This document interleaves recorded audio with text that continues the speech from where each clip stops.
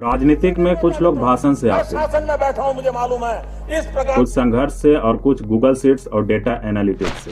प्रशांत किशोर यानी पीके, उनका राजनीतिक में आना वैसा ही था जैसे कोई सर्जन सीधा ऑपरेशन थिएटर में घुस जाए, बिना एमबीबीएस की डिग्री लेकिन हाथ में तेज चाकू।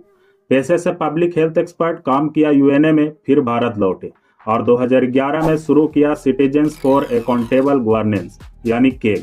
इनका केग कोई एनजीओ नहीं था, ये वो लैब था जहां देश के चुनावी रसायन बदलने वाले थे।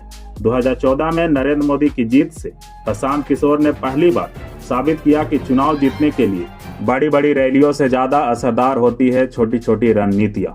WhatsApp message, targeted speech, social media campaign, सब कुछ प्लान किया गया। 2014 के बाद पीके यानी प्रशांत किशोर बन चुके थे इलेक्शन मैनेजमेंट के धीरूभाई अंबानी, जहां चाहो वहां जीत दो।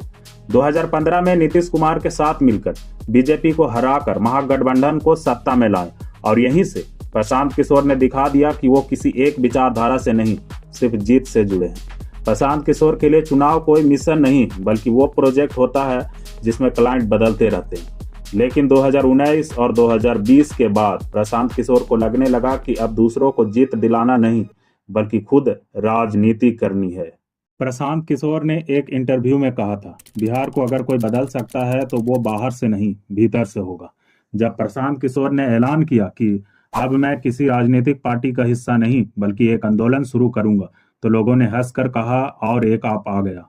लेकिन जो बात लोगों ने नजरअंदाज की वो थी प्रशांत किशोर की रणनीति बनाने की कला और उससे भी बड़ी ग्राउंड लेवल की गहराई तक पहुंचने की जिद।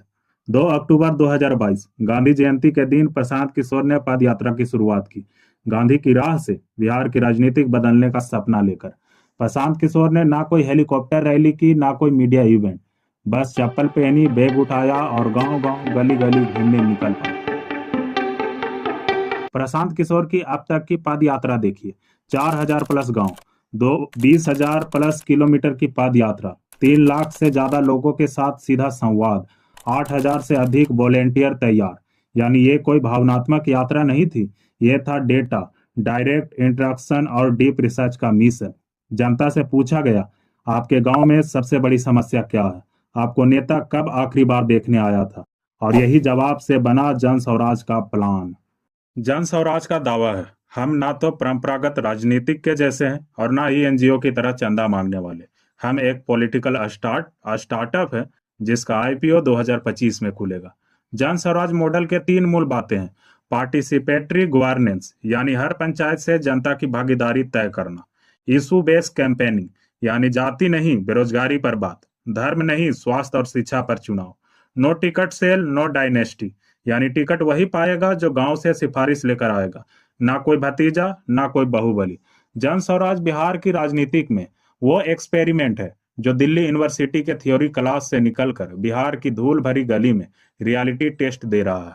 प्रशांत किशोर का एक बयान है, हम टिकट बांटने नहीं, जनता के चयनित लोगों को चुनाव में उतारने का काम करेंगे।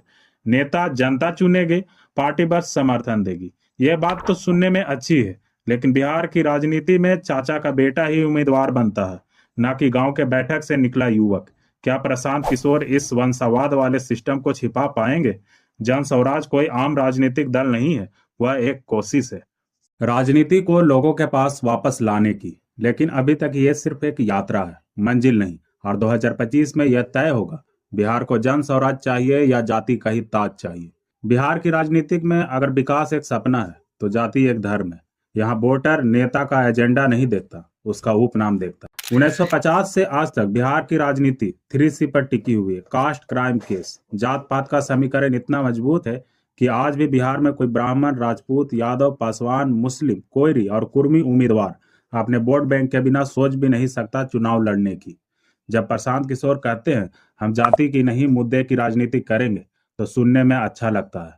लेकिन जब कोई यादव बहुल सीट पर कुशवाहा या मुस्लिम उम्मीदवार उतरते हैं तो वोटर सीधा पूछता है हमारा जात किधर है। चलिए बिहार की जातीय गणित को थोड़ा समझ लेते हैं। यादव 14% जो कि आरजेडी को ही वोट देंगे, मुस्लिम 17% जो आरजेडी प्लस कांग्रेस दोनों को वोट दे सकते हैं, कुशवाहा 8% है जो जेडीयू या आरएलएसपी को वोट देंगे, राजपूत 5% है जो सीधा सीधी बीजेपी को वोट देंगे, पासवान 6% वो भी एलजेपी को वोट देंगे, ब्राह्मण 4%, या तो वो बीजेपी को वोट दे सकते हैं या फिर कांग्रेस को। दलित 16% है, वो या तो सिर्फ जेडीयू को वोट दे सकते हैं या एलजेपी को। अब आप ही बताइए कि प्रशांत किशोर का नो कास्ट पॉलिटिक्स मॉडल इस गणित में कहाँ फिट होता है। खैर, ये 2025 में इसका फैसला हो ही जाएगा। जन स्वराज सत्ता की नहीं, संविधान की राजनीति करना चाहता है, लेकिन बिहार की जनता अभी भी जाति के चश्मे से नेता देखती है।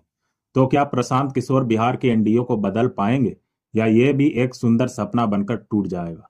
राजनीतिक में अकेले चलना आसान नहीं होता, और जब आप बिहार जैसे राज्यों में सत्ता की तरफ बढ़ रहे हो तो रास्ते में कोई और नहीं बल्कि तीन तीन दिग्गज खड़े होते हैं। तेजस्वी यादव, यादव प्लस मुस्लिम समीकरण के राजा। नीतीश कुमार, सत्ता के अनुभवी खिलाड़ी। बीजेपी, केंद्र से ताकतवर जमीनी नेटवर्क वाला दावेदार। तेजस्वी खुद को बदलाव का चेहरा कहते हैं, लेकिन उनके पास आरजेडी की वही पुरानी जातीय ताकत है। यादव प्लस मुस्लिम। आइए थोड़ा डाटा देख लेते हैं। यादव 14%, मुस्लिम 17%, यानी 30% वोट बैंक तैयार बैठा है। प्रशांत किशोर चाहे जितना स्मार्टफोन ले जाए गांव में, अगर गांव वाला कहे हमारा सीएम तेजस्वी जी ही बनेंगे, तो कहानी वहीं अटक जाएगी। दूसरी ओर देखा जाए तो नीतीश जी का राजनीतिक जीवन एक पल आरजेडी के साथ तो अगले दिन बीजेपी के साथ। वे खुद को सुशासन बाबू कहते हैं। प्रशांत किशोर को नीतीश जी से यह चुनौती है कि एक तो वे अनुभव में भारी है, दूसरा उनका गवर्नेंस रिकॉर्ड अब भी कुछ हिस्सों में असर रखता है, और तीसरी ओर बीजेपी बिहार में भले अकेले बहुमत ना पाए, लेकिन उसके पास है मोदी ब्रांड, जातीय समीकरण और बूथ लेवल संगठन। प्रशांत किशोर के लिए बीजेपी से भिड़ना मतलब एक ऐसे किले से टकराना जो डिजिटल, मैदानी और वैचारिक तीनों लेवल पर मजबूत है। प्रशांत किशोर की ताकत की बात करें तो सात छवि बिना दाग, युवा समर्थन, जमीन से जुड़ी यात्रा, नई सोच, न जाति न धर्म। और अगर कमजोरी की बात करें तो जातीय समीकरण में कोई मजबूत पकड़ नहीं, कोई पुराना जंधार नहीं, पहली बार मैदान में, यानी नो पीरियड ट्रैक रिकॉर्ड, ना कोई बड़ा फंडिंग नेटवर्क। तीनों विपक्षी खिलाड़ी पहले से मैदान में मौजूद है। प्रशांत किशोर अब तक सिर्फ यात्रा कर रहे थे। 2025 के चुनाव में उन्हें यात्रा से युद्ध में उतरना होगा, और युद्ध में नारा नहीं, संगठन, राजनीतिक और जमीनी पकड़ जीत दिलाती है। सवाल सिर्फ ये नहीं कि प्रशांत किशोर क्या कर सकते हैं, सवाल ये भी है कि तेजस्वी, नीतीश और बीजेपी क्या प्रशांत किशोर को इग्नोर कर सकते हैं। क्योंकि अगर 2025 में प्रशांत किशोर को सिर्फ 10% वोट भी मिले तो बिहार की पूरी गणित बदल जाएगी। राजनीतिक में नारों से ज्यादा जरूरी होता है जनता का मन, वो मन जो दिखता नहीं, लेकिन चुनाव के दिन ईवीएम के बटन पर पूरी कहानी बदल देता है। तो सवाल अब प्रशांत किशोर से नहीं है, सवाल है बिहार की जनता से। क्या वाकई बदलाव चाहती है, या फिर जात पात, बिरादरी और पुराने समीकरण से ही संतुष्ट है। ऐसे तो गांव में लोगों का कहना है प्रशांत किशोर बाबू तो अच्छा बोले, लेकिन वोट तो हम जात वाले को ही देंगे। लेकिन दूसरी ओर शहर में युवा का कहना है कम से कम एक आदमी तो दिख रहा है जो एजुकेशन की बात कर रहा है, यानी अभी जो समर्थन मिल रहा है वो भावनात्मक नहीं, तर्कपूर्ण है, और वो भारत में बहुत कम देखा जाता है। पद यात्रा के दौरान जन स्वराज को बहुत से ऐसे अनुभव मिले जो वाकई बहुत अच्छा है। जैसे किसान बोले, 20 साल से कोई नेता हमारे खेत में नहीं आया, प्रशांत किशोर चलकर आया। दूसरी ओर एक दलित महिला ने कहा, पहली बार कोई नेता बगैर गाड़ी के हमारे घर बैठा। यह बात छोटी हो सकती है, लेकिन बिहार की राजनीतिक में गांव तक पैदल जाना और सुनना, यह खुद में एक क्रांति है। बिहार का युवा लंबे समय से दो ही विकल्पों के बीच जूझता रहा है, या तो सरकारी नौकरी और घर बैठो, या फिर बाहर दिल्ली मुंबई भागो। प्रशांत किशोर ने एक तीसरा विकल्प दिया, राजनीतिक में खुद को जोड़ो, व्यवस्था में हाथ डालो। लेकिन दिक्कत यह है कि युवा तो तैयार है, परिवार, जाति और गांव की सोच अभी भी पीछे है।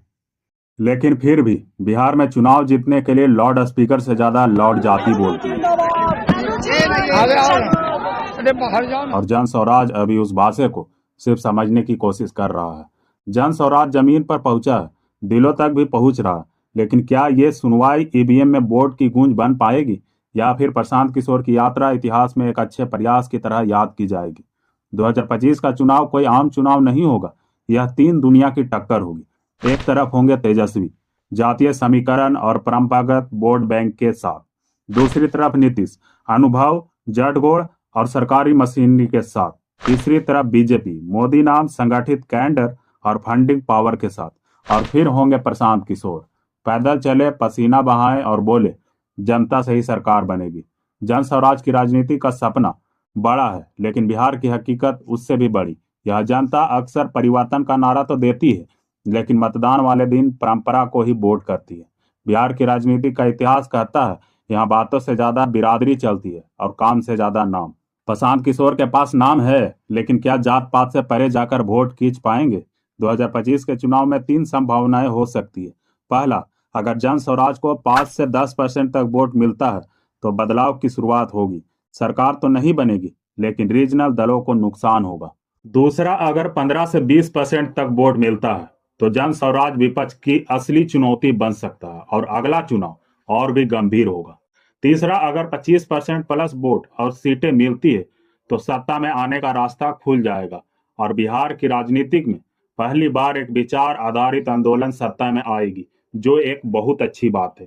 प्रशांत किशोर को चाहिए कि 243 सीटों की विधानसभा में सिर्फ अच्छी छवि नहीं, बल्कि हर जिले में संगठन, हर जाति से संवाद, हर युवा में उम्मीद। प्रशांत किशोर को सरकार बनाने के लिए फेसबुक लाइक नहीं, बूथ लेवल वोट चाहिए, और यह तभी मिलेगा जब उनका सपना जनता का विश्वास बनेगा।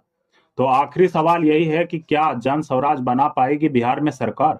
इसका जवाब सिर्फ प्रशांत किशोर के भाषण में नहीं, बल्कि जनता के बटन दबाने के उस 1 सेकंड में छिपा है। बदलाव की छवि तो है, अब देखना यह है क्या बिहार वाकई आंधी चाहता है या फिर अगले 5 साल फिर से उसी पुराने चक्रव्यूह में फंसे रहना पसंद करेगा। जनता मालिक है, लेकिन मालिक कब जागेगा, यह 2025 का चुनाव तय करेगा।